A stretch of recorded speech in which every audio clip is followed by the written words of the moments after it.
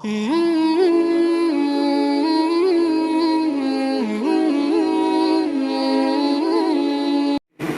محل گرا تو سب شہید ہو گئے، فصلیں اجڑ گئیں، بیمار ہو گئے، زمین گیر ہو گئے، چل نہیں پاتے تھے، صبر کرتے رہے۔ جس دن ان کی ناموس پہ حرف آ گیا، ان کی زوجہ پہ، جب کہا نا کہ لوگ پردے کی باتیں کر رہے ہیں، جناب ایوب کی زوجہ جناب یوسف کی بیٹی تھی، گھروں میں کام کر کے جناب ایوب کے لیے کھانا اور دوا لاتی تھی۔ جب شیطان نے کہا نا کہ رحمہ نام تھا تو ان سے کہو کہ اپنے بال کاٹ کے دے دیں، تو جناب رحمہ نے کہا نہیں۔ تو جب جناب ایوب کو پتہ چلا نا تو ان سے برداشت نہیں ہوا، کہ پروردگارا میں نے سارے امتحان دے دیے، ناموس کا امتحان نہیں دے سکتا۔ اب جناب جبرائیل نازل ہوئے، کہا اے ایوب صحت کس نے دی تھی؟ کہا پروردگار نے۔ کہا اولاد کس نے دی تھی؟ کہا پروردگار نے۔ کہا گھر کس نے دیا تھا؟ کہا پروردگار نے۔ فصلیں کس نے دی؟ کہا پروردگار نے۔ کہا لیکن اے جبرائیل میں نے کسی بھی لحظے میں شکوہ نہیں کیا، پہلی مرتبہ کہا ہے کہ اس سے آگے مجھ میں طاقت نہیں ہے۔ اللہ نے کہا ایوب قیامت تک کے لیے جب صبر کی مثال دی جائے گی تو آپ کا نام آئے گا، لیکن جناب ایوب کا جہاں پہ صبر کی انتہا ہوتی ہے نا، وہاں سے امام سجاد کے صبر کی ابتدا ہوتی ہے۔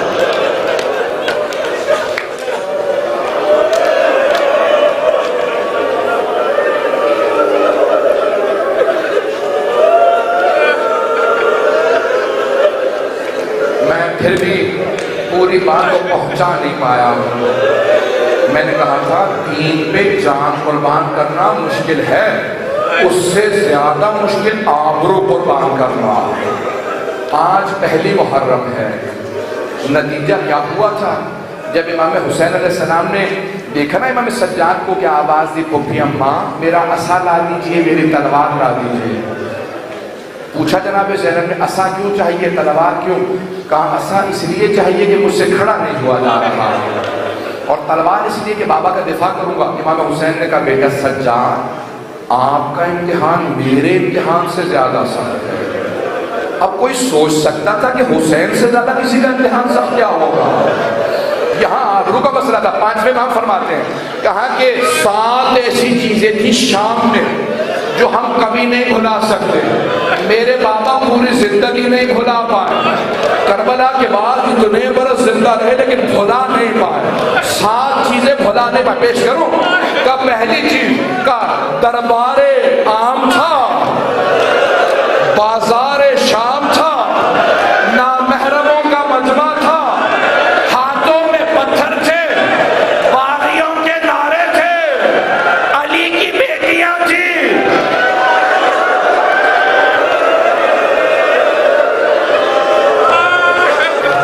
جوان برداشت نہیں کر پا، ابھی تو میں نے مسائل پڑھے ہی نہیں، ابھی تو میں نے مسائل پڑھے ہی نہیں۔ اگر سن سکے مولا فرماتے ہیں یہ پہلا مرحلہ، یہ پہلا مرحلہ بازار کا مولا۔ دوسرا مرحلہ کیا؟ کہ اسی بازار میں چھوٹے چھوٹے بچے تھے، آل محمد کے بچے تھے، خواتین بالا خانوں پہ تھی، گرم پانی پھینک رہی تھی، گرم پانی بچوں پہ گرتا تھا، وہ ماؤں سے دہن کے کہتے تھے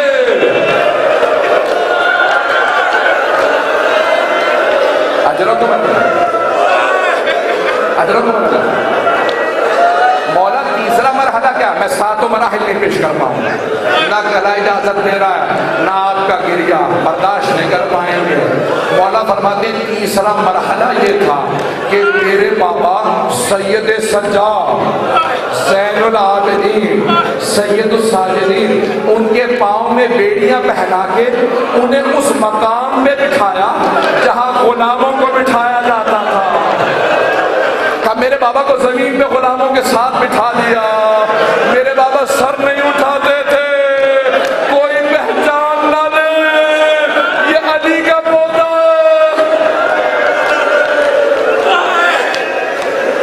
کا چوتھا مرحلہ کیا تھا؟ سوگنامہ محمد نعت اللہ شہادی نے لکھا ہے، امام باقر فرماتے ہیں کہ چوتھا مرحلہ یہ تھا کہ علی کی بیٹیاں کھڑی تھی، شرابی کا دربار تھا، وہ تخت پہ بیٹھا تھا،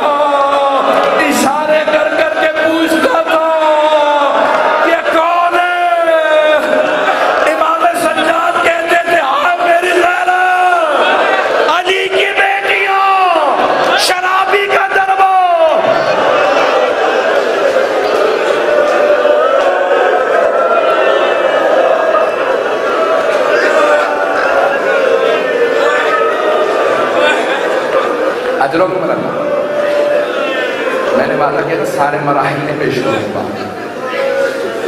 جب امام دیکھیں آبرو کا امتحان بڑا سخت امتحان ہوتا ہے. امام سجاد جب واپس آ گئے نا مدینے میں، امام کے چاہنے والے بہت تھے. ایک کا نام تھا منہال. جب انہوں نے دیکھا نا امام رو رہے ہیں، وہ اکثر روتے دیکھتے تھے. ایک مرتبہ گھر آئے، دروازے پہ دستک دی. ایک خادم نے آواز دی، کہا کون ہے؟ کہا منہال ہوں، امام سے مولا سے ملنے آیا. کہا وہ اپنے باغ میں گئے ہیں. مولا کا ایک باغ تھا، 500 کھجور کے درخت تھے. کہا اپنے باغ میں گئے ہیں. منہال کہتے ہیں میں بہت خوش ہوا، مولا پہلی مرتبہ سیر کے لیے گئے ہیں. کربلا کے بعد خوشی ہی نہیں مناتے، بہت اچھا ہوا مولا سیر کے لیے چلے گئے. کہا جیسے میں باغ میں پہنچا، دیکھا امام سجاد باغ کی زمین پہ بیٹھے گریہ کر رہے ہیں. میں نے فوراً پوچھا مولا سیر کرنے آئے تھے، یہاں پہ بھی رو رہے ہیں، کیا وجہ؟ کہا منہال جب میں بہتا پانی دیکھتا ہوں نا، مجھے میرے بابا بڑے یاد آتے ہیں. میں منہال مجھے کربلا یاد آ جاتی ہے. کہا منہال میں جب باغ میں آیا نا بہتا پانی دیکھا. کہا مولا کب تک گریہ کیجئے گا؟ کہا منہال تو نے انصاف نہیں کیا. یعقوب کے 12 بیٹے تھے، ایک یوسف آنکھوں سے دور ہوا تھا. جناب یعقوب نے رو رو کے آنکھیں گوا دی تھی. وَبِيَضَّتْ عَيْنَاهُ مِنَ الْحُزْنِ، قرآن کی آیت ہے، آنکھیں سفید ہو گئی تھی، نابینا ہو گئے تھے. منہال ایک بیٹا آنکھوں سے دور تھا، نبوت سے جانتے تھے بیٹا زندہ ہے. منہال میرے 18 یوسف ایک دن میں کربلا میں مارے گئے، جن میں سے کسی کی کوئی دنیا میں مثال نہیں تھی. منہال ان میں کوئی علی اکبر تھا، کوئی قاسم تھا، کوئی اون محمد. منہال ان میں میرے چچا عباس بھی تھے. بس بھئی جناب منہال رونے لگے. لیکن ایک سوال کیا کہ مولا لیکن شہادت تو آپ کی میراث ہے، شہادت تو آپ کی میراث ہے. مولا نے رک کے کہا کہ منہال تم بھی صحیح کہتے ہو، شہادت ہماری میراث ہے، لیکن منہال ماں و بہنوں کے ساتھ، چھپیوں کے ساتھ، بازاروں میں، درباروں میں، عبید اللہ ابن زیاد کے سامنے چھپیوں کے ساتھ جانا یہ ہماری میراث نہیں ہے. کہ منہال میں شام نہیں بھلا پاتا، میں شام نہیں بھلا سکتا. بس بھئی میں نے تمام کر دیا، آپ کی زحمت کو تمام کیا. سنیں گے آپ لوگ، سن کے تھک گئے ہوں گے نا. آپ کہیں گے پہلی مجلس ہے، اتنا گریہ کروا دیا، بہت سے جوانوں سے برداشت نہیں ہو رہا. میں ایک آپ سے بات کہوں، امام سجاد کی ایک جملہ کہوں. مولا فرماتے ہیں میرے بابا پہ رونے والوں سے کہنا جب بھی گریہ کرے نا تو ایسے روئیں جیسے بوڑھی ماں جوان بیٹے کے لاشے پہ روتی ہے. کہ میری پھپھیاں جب بھی روتی تھی، میرے بابا کے قاتل تازیانے مارا کرتے تھے، تمہیں رونے کی اجازت نہیں ہے.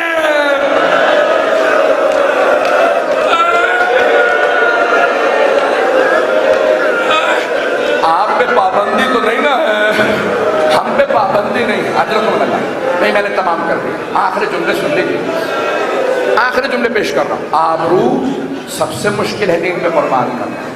2 سے 4 منٹ کی زحمت ہوگا. دین پہ آبرو قربان کرنا سب سے زیادہ مشکل کام ہے. امام سجاد علیہ السلام جب گریہ کرتے تھے نا تو صرف 2 باتیں کہا کرتے تھے. مورخین نے لکھا ہے، مقاتل کے الفاظ ہیں، جب بھی پانی دیکھتے تو فوراً کہتے واہ حسینہ، سینے پہ ہاتھ مار کے اپنے بابا کو یاد کرتے. اور اگر کبھی کچے گوشت پہ نگاہ پڑ جاتی تو ایک مرتبہ تڑپنے لگتے. اور جب بھی اپنی پھپھیوں کو یا بہنوں کو دیکھتے تھے تو فوراً کہتے تھے واہ حجابہ. روایت کے الفاظ ہیں، میں نے کہا تھا آخری جملے، روایت کے الفاظ ہیں، امام سجاد جب بھی مدینے میں باہر نکلتے تھے تو شام کے وقت جب باہر نکلتے تو جتنے بھی قصابی تھے مدینہ شہر کے وہ سب اپنے کشتوں پہ کپڑا ڈال دیا کرتے تھے، کیونکہ امام کچا گوشت دیکھ نہیں پاتے تھے. ایک قصائی مصروف تھا گوشت کاٹنے میں، اچانک امام سجاد کے آنے کا وقت ہو گیا. بس گوشت میں نگاہ پڑھنا تھی امام نے، فوراً کربلا کا رخ کیا، کہا واہ حسینا، واہ مظلوما، واہ غربتا، بس پہ تڑپنے لگے۔ اس نے امام کو دیکھا، فوراً اپنے جانور پہ کپڑا ڈال دیا اور کہا مولا مجھے معاف کر دیجئے گا، میں بھول گیا تھا آپ کے آنے کا وقت ہو گیا۔ امام نے کہا کچھ سوال کروں جواب دے گا؟ کہ مولا فرمائیے، آپ ذریت رسول خدا ہیں، میں آپ کا خادم ہوں۔ کہا اتنا بتا دیں، جب تو اسے ذبح کرنے لگا تھا پانی پلا لیا تھا؟ کہا مولا ہم کبھی پیاسا ذبح نہیں کرتے۔ امام تڑپنے لگے، کہا تو نے خنجر کو تیز کر لیا تھا؟ کہا مولا خنجر تیز کر کے ذبح کرتے۔ مولا نے کہا تیسرے سوال کا جواب بیٹے دیکھیے گا۔ مولا نے تیسرا سوال کیا، کہا اتنا بتا دے جب تو اسے ذبح کر رہا تھا کوئی دوسرا جانور دیکھ تو نہیں رہا تھا؟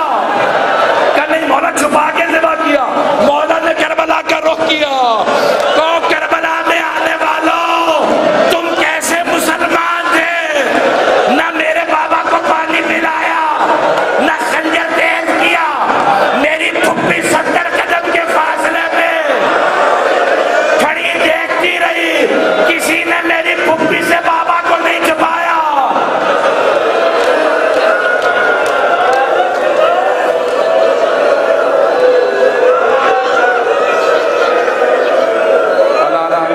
القوم الظالمين وسيعلم الذين ظلموا أي منقلب ينقلبون۔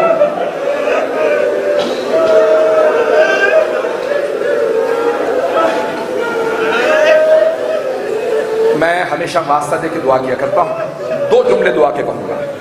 میں جانتا ہوں گریہ ہو چکا، ہاتھوں کو بلند کریں گے، اس لہجے میں دعا رد نہیں ہوگی۔ ذرا سب ایک مرتبہ کہیں گے پروردگارا ہم حسین کا واسطہ، پروردگارا حسین ابن علی کے صدقے میں ہماری گنہگار آنکھوں کو امام زمانہ کی زیارت نصیب۔